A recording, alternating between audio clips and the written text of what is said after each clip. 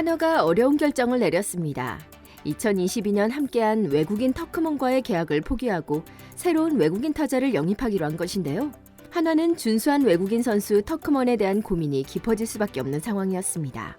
리그 외국인 선수 중 유일하게 144 정경기를 뛰었고 수비에서도 준수한 성적을 보여준 터크먼 선수. 타율도 2할 9푼 9리로 준수했지만 낮은 타점이 그의 발목을 잡았습니다. 한화로서는 한 방의 외국인 타자가 필요했기에 그의 존재는 계륵 같을 수밖에 없었는데요. 터크먼 선수의 아내는 한복을 입고 대전구장을 찾을 정도로 친한파였고 셀럽으로서 전 세계에 한화를 알리는 역할도 겸했기 때문에 구단의 고민은 더 커질 수밖에 없었습니다. 하지만 한화는 내년 반전의 상황이 절실했고 결단을 내렸습니다. 새 외국인 타자 브라이언 오그레디를 영입하기로 한 것인데요. 그에게 새로운 희망을 걸어보기로 한 것입니다. 그런데 그의 영입에는 가족과 친구의 영향이 컸다고 하는데요.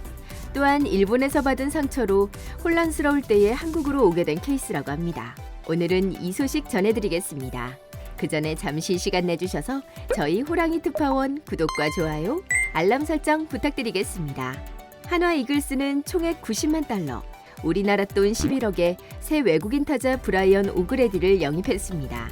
오그레디 선수는 외야 전 포지션을 커버할 수 있는 우투 좌타 거포형 외야수인데요. 올해 30살인 오그레디 선수는 뉴저지 주립대학을 졸업하고 메이저리그 대졸 드래프트를 통해서 미국 야구에 진출했습니다. 신시내티 레즈의 지명을 받아 산하 마이너리그에서 실력을 쌓았죠.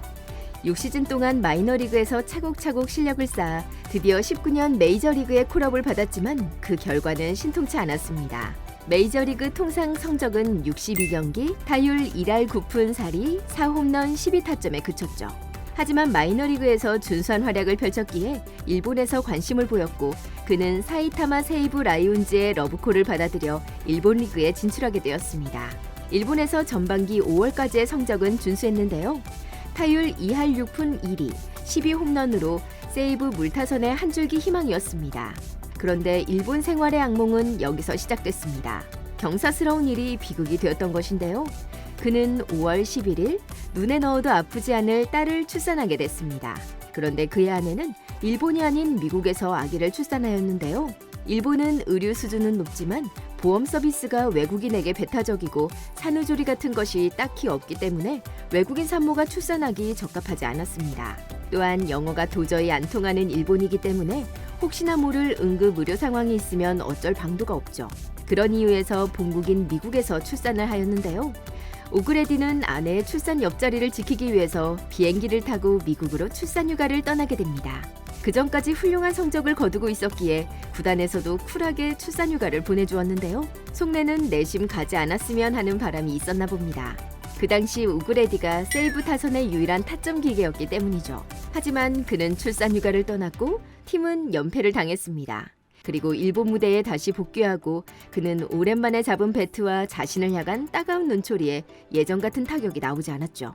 그가 공석인 동안 팀 성적은 망가졌고 기껏 휴가를 보내줬더니 복귀에서도 예전 같지 않은 그에게 많은 비난이 날라왔습니다.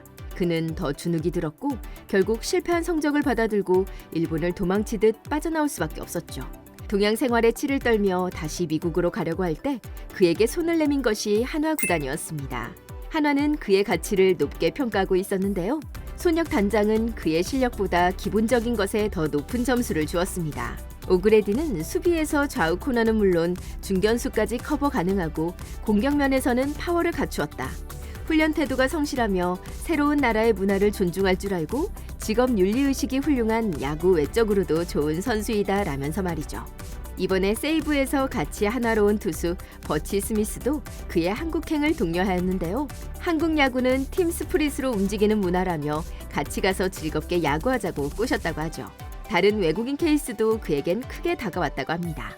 그와 마찬가지로 올해 출산한 키움의 요키시 선수. 그는 오그레디와 다르게 한국에서 둘째를 출산했는데요. 한국 의료 시스템과 산후조리, 보험, 외국인 의료 서비스, 그리고 구단의 지원까지 미국에 갈 필요가 없었던 것이죠. 또한 뷰캐넌 선수가 둘째 릴리를 낳을 때는 출산 직전까지 한국에서 진료를 보다가 친정어머니가 계신 미국으로 간 케이스인데요. 이때도 미국에 도착할 때까지 구단의 전폭적인 지원이 있었고 산부인과 진료 기록 또한 외국어로 전환해서 가져가는데 아무 어려움이 없었다고 하죠. LG 켈리 선수의 둘째도 비슷한 경우였습니다. 이때는 아버지들이 출산휴가를 반납하고 한국에서 열심히 야구를 할 정도로 신경 쓸 게 없었다고 하죠. 오그레디 선수도 이런 환경에서 즐겁게 야구하고 싶다고 밝혔는데요. 아직 아기가 어린데 오그레디 선수의 분유 버프 기대해봐도 되지 않을까요? 오그레디 선수의 한국행을 진심으로 환영합니다. 내년에 멋진 모습 기대하겠습니다. 오늘 소식은 여기까지입니다. 시청해주셔서 감사합니다.